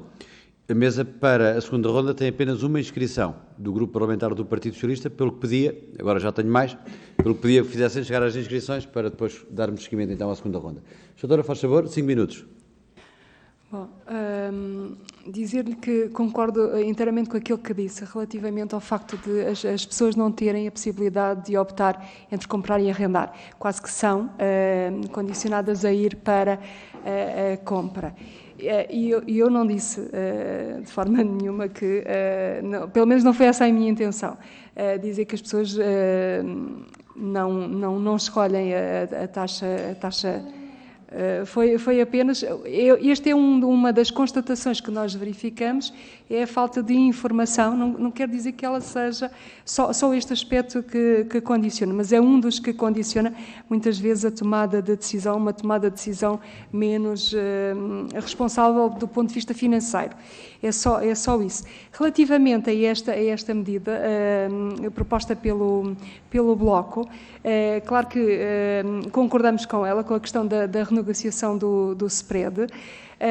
Agora, como disse bem, é apenas uma das medidas. Agora, sempre que viável, claro que sim, até por todos os argumentos que o meu colega também já acabou de explicar aqui. Agora, é uma medida que aplaudimos sem dúvida nenhuma. Se fizeres. Não conhecemos. Apenas conhecemos aquilo que vem na comunicação social, mais nada. Muito obrigado. Damos assim como terminada a primeira ronda. Vamos passar à segunda ronda. E começa o grupo parlamentar seria o grupo parlamentar do PSD. Mas o Sr. Deputado Carlos Eduardo Reis inscreveu-se, mas saiu da sala. Se estiver perto, podemos esperar, senão passamos ao grupo parlamentar seguinte e depois retomamos o grupo parlamentar do PSD. Bom, assim sendo, daria a palavra à Sra. Deputada... penso que já li... não é. Bom, então eu daria a palavra à Sra. Deputada Vera Brás e depois, se o Sr. Deputado Carlos Eduardo Reis quiser usar da palavra, naturalmente, até lá, como é hábito nesta comissão. Faz favor, Sra. Deputada. Obrigada, Perdão, só informar, para não haver dúvidas, esta ronda prevê 3 minutos a cada grupo parlamentar e a DECO responderá no fim de todas as intervenções usando o mesmo tempo, usando a totalidade do tempo que for usado por todos os grupos parlamentares. Sr. Deputado, agora sim, faz favor, 3 minutos. Muito obrigada, Sr. Presidente. Cumprimento naturalmente os representantes da DECO aqui presentes. Tentando ser o mais breve possível, escuso-me de voltar a repetir todos os apoios extraordinários que este Governo tem dado às famílias e que contribuem naturalmente para aumentar o rendimento líquido e não só atuando em medidas concretas e específicas ao nível de crédito de habitação, também estas medidas que servem, que contribuem para aumentar o rendimento líquido mensalmente das famílias, para fazer com que as famílias tenham mais dinheiro disponível ao fim do mês, portanto contribuirá naturalmente para ajudar a estes aumentos das prestações do crédito habitação. Ouvi com muita atenção tudo aquilo que disseram, retive que o vosso grande foco é a medida que foi adotada em 2009 e a linha de financiamento que foi adotada na altura. Aquilo que pergunto é, nessa altura ainda não tínhamos um PARI, como muito bem referiu. Neste momento, o PARI, houve uma coisa que disse que eu fiquei com algumas dúvidas e que gostava que esclarecesse. Referiu que existe uma análise, uma avaliação dependente do banco. É claro que é o banco que tem que fazer essa análise e essa avaliação, não só por iniciativa do banco que detecta essa possibilidade de incumprimento, mas por parte do próprio cliente que pode tomar essa iniciativa de chegar ao banco e de informar que, atenção, que eu estou em risco de entrar em incumprimento. Aquilo que eu queria perceber é, quando diz que está dependente dos bancos, se tinha alguma ideia para isto ser feito de forma diferente, o que é que quer dizer com isto? Se esta análise e esta avaliação deveria ser feita de forma diferente. Quando diz que os bancos não são obrigados a apresentar propostas, vamos lá ver uma coisa, os bancos são obrigados no prazo de 15 dias a apresentar propostas se os clientes tiverem condições de cumprir com os seus créditos. Naturalmente, se um cliente não tiver condições para cumprir com o seu serviço de dívida após uma renegociação, essa não será uma solução porque vai entrar naturalmente em incumprimento apesar de uma nova solução e de uma nova renegociação e aí tem que se olhar para as coisas de outra forma. Portanto, aqui, na minha lógica, já existe essa obrigação no caso da possibilidade de cumprimento por parte dos clientes. Quanto à questão das medidas que o Governo agora apresenta, já está prevista também a questão da renegociação, em que existe a especificidade de avaliar a taxa de esforço por parte dos clientes. Portanto, aquilo que pergunto é, por exemplo, numa hipotética hipótese de haver uma linha de financiamento, se os critérios que considerariam necessários, uma vez que no decreto em 2009 aquilo que estava previsto era uma situação de desemprego, se aqui se poderia estar em causa a situação da taxa de esforço e essa questão para poder avaliar essa possibilidade. Quanto à questão da isenção da Comissão de Amortização Antecipada, consideramos sim que este é um importante incentivo para o mercado e para o funcionamento do mercado. Naturalmente que existem outras despesas associadas e aí, lá está, mais uma vez, será um mercado a ter que funcionar, assim como já aconteceu no passado, atualmente não acontece tanto, mas seria uma boa dinâmica comercial por parte dos bancos que isso voltasse a acontecer. E para terminar, porque o tempo está a terminar, a questão do IRS, e só para retificar que não é uma medida de médio e longo prazo, a questão de poder reduzir já atualmente as retenções na fonte é uma medida imediata. Naturalmente que haverá o ajuste depois em termos de IRS e na altura de pagamento do IRS, mas a linha de financiamento também recordar que não é uma borla e que os clientes têm que pagar as moratórias e que têm que pagar esses adiamentos, portanto, terão sempre que suportar esses valores. Obrigada. Muito obrigado, Sra. Deputada. Penso que ninguém sopraca. Agora sim dê a palavra ao Sr. Deputado Carlos Eduardo Reis, Grupo Parlamentar do PSD, que já se encontra connosco. Sr. Deputado, faz favor, 3 minutos. Sr. Presidente. Confirmou-se que em política não há lugares vazios e, portanto, mas não tem mal nenhum. Algumas das questões já foram colocadas pela Sra. Deputada Vera Brás no que toca à renegociação, embora eu não tenha percebido bem aquilo que a DECO defende em termos da renegociação e em que moldes, e acho que isso nos ajudava a nós e ajudaria também o Governo. Mas a minha maior dúvida em relação àquilo que foi dito por vós nesta audição tem a ver com a linha de financiamento. Eu tenho muita dificuldade em acreditar que, contraindo um novo empréstimo, se resolve o problema de forma estrutural. A nível empresarial, muitas vezes sim, ganha-se tempo, ganha-se capacidade, ganha-se uma almofada. A título particular, tenho muita dificuldade em acreditar que uma linha de financiamento, para pagar financiamento, que seja uma medida que, com certeza que não há nada que resolva o problema de um dia para o outro, mas acho que esta linha de financiamento pode ainda adensar o problema de uma forma grande. Depois perguntar-lhes se são a favor ou não do regresso das moratórias como elas existiam na pandemia, se entendem que isso, pelo menos durante 2 anos, pode ser uma solução. Já vi pela sua cara que a doutora não é muito favorável ao regresso dessas moratórias. Quanto à suspensão temporária da Comissão Bancária, já aqui se falou, e é uma medida que afeta, enfim, pode ser aproveitada por muito poucos portugueses. Mas queria abordar também a questão que há pouco o Dr. Vinay falou, que tem a ver com a tal migração que aconteceu em Espanha portanto, para a taxa fixa. E aquilo que aqui referiu em relação ao Banco Santander. Não é por acaso, enfim, as coisas têm nome, está nas notícias, não vale a pena estar a escamotear. Em relação ao Banco Santander, poderá não ser por acaso que suspendem a renegociação em taxa fixa. Pode ser por 2 razões, na nossa análise. Ou porque já perceberam o que é que se vai passar em Portugal, que vão copiar o modelo espanhol e deferir, e a proposta será deferir 5 anos as obrigações no tempo, uma coisa que alivia, mas não resolve naturalmente nenhum dos problemas, e porque percebem que aquilo que aconteceu em Espanha com essa migração não correu bem e, portanto, estão a impedir, e aí acompanho a sua indignação, estão a impedir que em Portugal aconteça o mesmo, porque vão naturalmente ser eles a suportar uma parte desta crise, como deve ser, aliás, devem todos sofrer de determinada maneira, porque temos que ser solidários. E, portanto, gostava que o Dr. Vinay comentasse esta questão do Banco Santander, porque pode alastrar também a outros bancos. E se a banca, vamos ter a oportunidade a seguir para falar com a Associação de Bancos, mas se a banca se colocar numa posição em que todos congelam ou todos suspendem a negociação em taxa fixa, poderemos ter aqui um problema grave e o Governo vai ter que tomar as suas medidas, mas queria ouvi-lo sobre essa matéria. Muito obrigado. Muito obrigado, Sr. Deputado. É a vez do Grupo Parlamentar do Chega. Sr. Deputado Filipe Melo, faz favor, 3 minutos. Muito obrigado, Sr. Presidente. Bom, eu vou diretamente à questão e perguntava tanto à doutora Natália como ao Dr. Vinay o que é que acham, na vossa opinião, que pode ser feito? Vamos lá ver. A questão das moratórias é estar-se a adiar, a empurrar com a barriga um problema que vai ser maior daqui por uns meses. Porque quando terminar o período da moratória, vai ter que se pagar a prestação que estiver à frente, acumulada do que empurramos por essa data. Portanto, estamos a adiar e a agravar um problema para um futuro no curto, médio prazo. Depois ouvi com atenção o que disse a sua deputada Vera Brás e volto, com o devido respeito, a manter a nossa posição. Apesar das deduções, essas mesmas deduções só se vão sentir quando o reembolso do IRS. E não, estamos a falar das deduções. As deduções em sede de IRS não têm um impacto direto. Reduzidíssimo.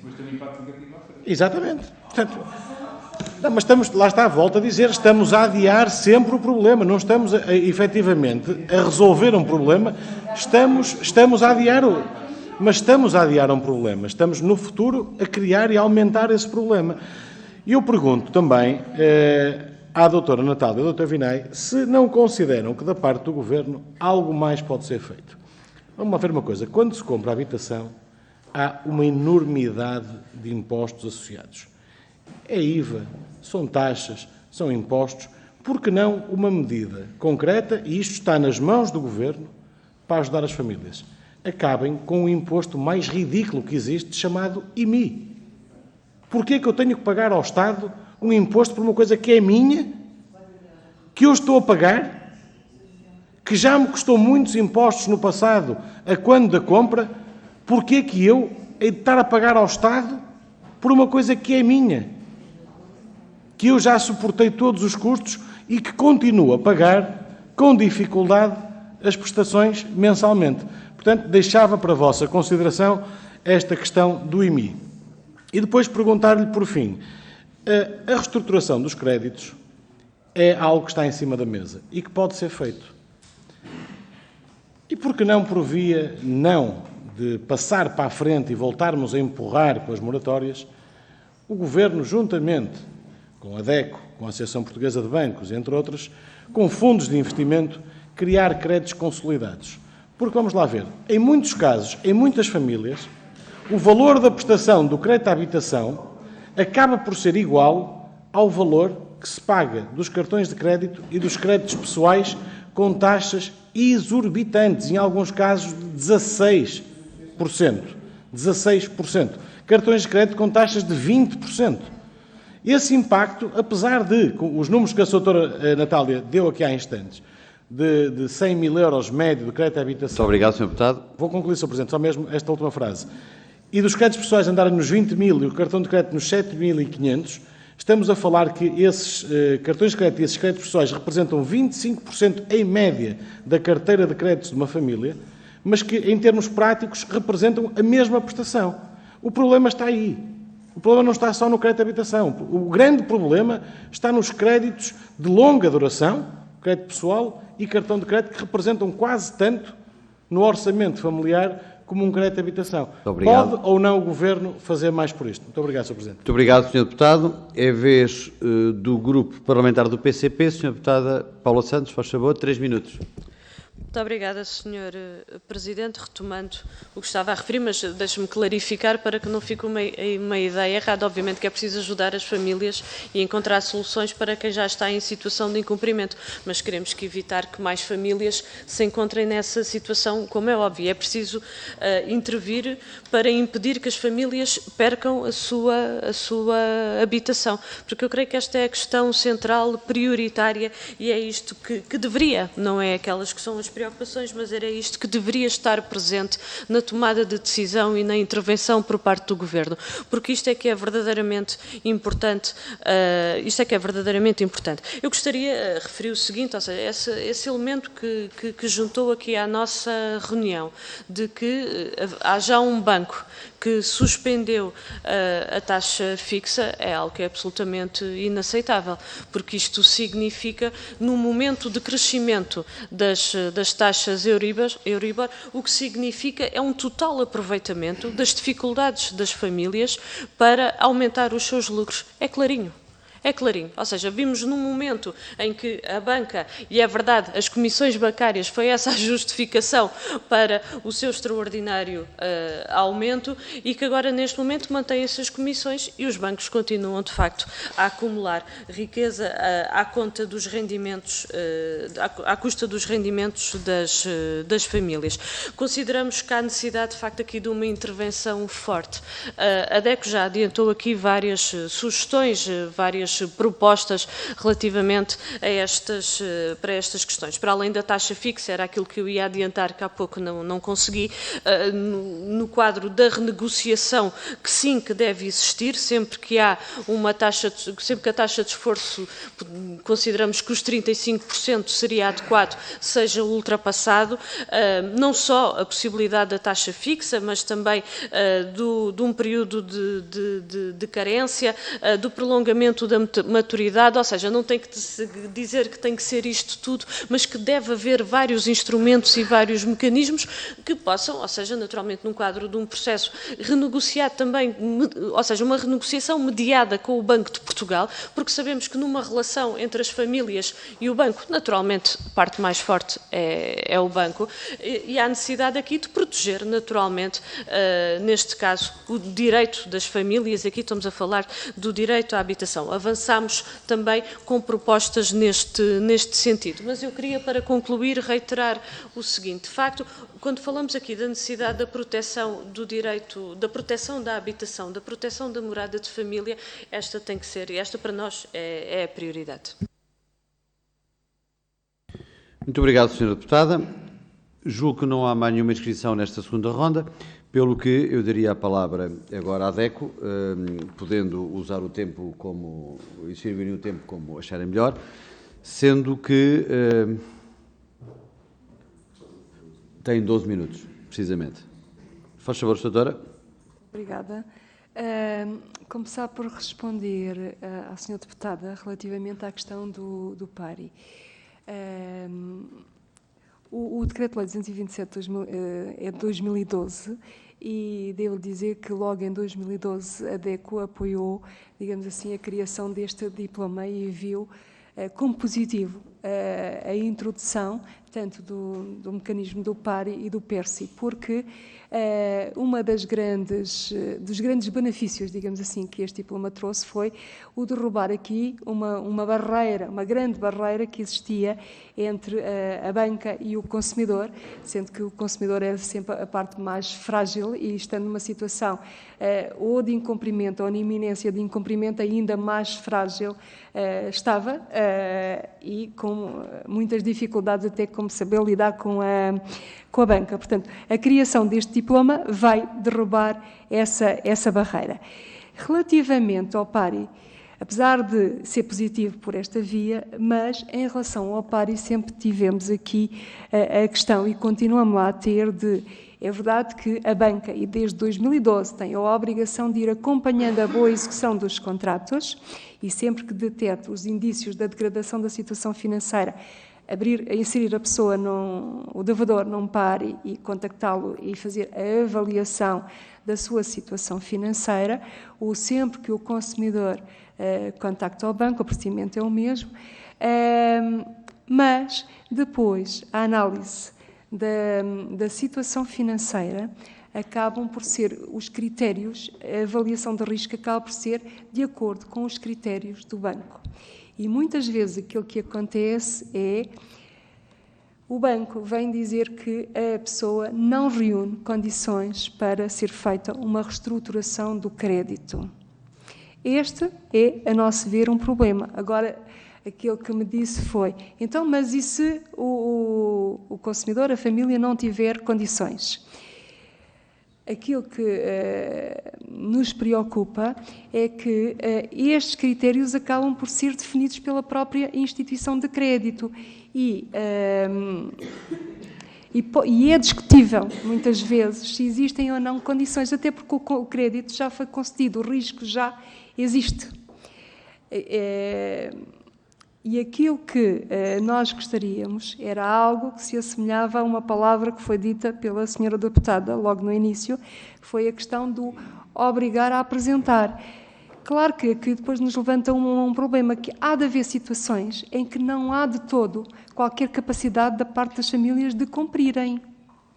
Por isso é que, e desculpem-me voltar, parece que estou sempre a falar nesta medida, por isso é que era importante termos aqui a questão da linha de financiamento, porque se calhar podia dar resposta a estas situações. Agora, deveria haver aqui, da parte da banca, a obrigação de fazer esta avaliação e de apresentar uma proposta ao consumidor. A não apresentação tinha que ser devidamente justificada e tinha que ser demonstrado que a família não tinha, efetivamente, condições para renegociar o contrato. A renegociação, quais os modelos? Nós também já acabamos por todos aqui apontar as soluções, porque elas também são conhecidas, não fogem muito. É assim, estamos a falar de aumentar prazos, essa nós sabemos que se esticarmos, exatamente, tudo aquilo que foi aqui avançado, é tudo aquilo, se formos olhar até para os relatórios do Banco de Portugal, nós vamos ver que têm sido as soluções que têm sido encontradas pelo banco. Se nós formos ver os dados do ano passado, nós vemos que a medida que foi mais adotada em sede de renegociação foi o estabelecer um período de carência. Portanto, isto já acontece. A nossa grande preocupação é o facto de não haver esta obrigação de ser feita uma proposta ao consumidor, à família. Não existe, ela não existe. Existe a obrigação de avaliar a situação. Agora, de apresentar uma proposta, não existe. Ou de justificar validamente o porquê de... Pronto. Mas isto faz toda a diferença. Depois, claro que numa situação ideal, eu tenderia a concordar com o senhor deputado do Chega, de dizer que a consolidação de crédito era aqui uma mais-valia. E se tivermos aqui uma entidade que esteja disposta a fazê-lo, eu diria que com toda a certeza tinha o aplauso da DECO, até porque nós sabemos que as famílias, como já referi, pelo menos aquelas que nos pedem ajuda, têm várias responsabilidades de crédito. Portanto, o juntar tudo num único crédito, e se for um crédito de longo prazo, isso vai diminuir a sua taxa de esforço. Agora, resta saber se existe alguma instituição que esteja disposta a correr esse risco, a não ser que o Estado avance com algum financiamento nesse sentido. Ou garantir, sim. Mas sim, para muitas famílias poderia ser, até porque se nós olharmos para as prestações, é verdade aquilo que disse, a prestação do crédito pessoal acaba muitas vezes por ser igual ou até superior à prestação do crédito à habitação. Por isso é que, e deixem-me dizer, quando eu ouço falar de se criarem medidas tendo por base a taxa de esforço, e já agora a taxa de esforço, sim, pode ser um dos critérios, se foi o senhor deputado que colocou esta questão, é um dos critérios para a linha de financiamento, sem dúvida nenhuma, até porque é isso que hoje está aqui em causa. Em 2009 era a questão do desemprego, hoje é essa a preocupação, é essa a razão das dificuldades, digamos assim. E agora com isto perdi-me. A taxa de esforço é a medida certa para o financiamento? É a medida certa para o financiamento. Perdi-me completamente, não peço imensa desculpa. Não consigo retomar. Posso passar ao meu colega? Faz favor. Muito obrigado. Pegando em outras questões que ainda não foram aqui aferidas pela Natália, naturalmente são um pouco mais para mim. Na questão do Santander, agora que já estamos com o nome em cima da mesa, eu não lhe posso, Sr. Deputado, eu não lhe sei dizer o que é que levou o Santander a fazer, porque, na verdade, não houve nenhuma informação ao mercado, tirando aquilo que saiu nos jornais a dizer que suspenderam. Portanto, se foi a má prática ou o mau exemplo do que aconteceu em Espanha, se houve outra medida qualquer, se é, de facto, uma tentativa... Certo, eu não lhe sei dizer. Se é apenas e só, como a Sra. Deputada mencionou, uma forma de aproveitar a onda, não lhe sei dizer. O que nos deixa assustados é exatamente aquilo que referiu. É se isto se alastra. E se isto se alastra, é um problema. É um problema porque já temos pouca adesão a taxas fixas e se elas desaparecerem, mesmo que seja momentâneo, ainda mais difícil se torna. E estamos a falar de um cenário em que quem vai entrar agora para um crédito ou vai renegociar deixa de ter uma solução para a taxa fixa, se ponderar, aceitar o chamado prémio de segurança, que é cobrado, que é essa a justificação dada, o nome dado pelos bancos. Em relação ao crédito consolidado, apenas um alerta. Consolidar créditos é uma solução de liquidez, mas, em regra, é uma solução cara em termos de juros pagos no final. Portanto, em regra, se consolidarmos um crédito automóvel de 5 anos para uma taxa, acompanha um crédito de habitação de 30 anos, no somatório de juros, em regra, fica mais caro para o consumidor. Mas, em termos de liquidez, claramente é melhor. Portanto, temos aqui que fazer essa avaliação do impacto. Em relação à moratória do regime Covid, poderia-se cair na tentação de achar que seria interessante, mas temos vários aspectos que são contra. Primeiro, o contexto é diferente. Estamos a falar de outro tipo de cenário e não sabemos se é de 1 ano, 2 anos ou mais. Enquanto que na Covid tínhamos todos a esperança de que fosse temporário. E mais ou menos achamos que é temporário com as vacinas, como aconteceu. Depois há o aspecto da aceitação por parte da Autoridade Bancária Europeia de uma moratória. Não está em cima da mesa. Como o impacto, e aqui já foi mencionado, do aumento das taxas de juros é muito dispar de Estados-membros para Estados-membros. Como disse, em Portugal, 93% dos créditos são de taxa variável. Em França, 98% são de taxa fixa, só para termos dois exemplos completamente opostos. Este problema não existe em França. Portanto, haver uma moratória só para Portugal não seria possível. A Autoridade Bancária Europeia descartou logo essa hipótese. Portanto, não temos sequer um enquadramento regulatório que permitisse fazer. Portanto, não devemos sequer pensar muito nisso. Em relação ao financiamento, a linha de financiamento, voltamos a comparação é esta. Se estamos a considerar num cenário de 2, 4 anos, a linha de financiamento, que tem o custo de 0,5% no regime de 2009, tem um custo, é verdade, mas não é um custo absurdo, nem exorbitante. E é um custo que as famílias aceitariam. Mas as moratórias não têm um enquadramento. Mas não temos enquadramento regulatório. Para haver uma moratória tem que haver toda uma questão de enquadramento nas regras do IFRS 9. Ou seja, isso não vai ser possível fazê-lo de Estado independente. E levaríamos aqui a um problema. Bom, tudo bem. Mas a linha de financiamento é outra questão, porque aí já não implica na questão da contabilização por parte dos bancos. Por isso é que eu referi há pouco que para o banco era igual.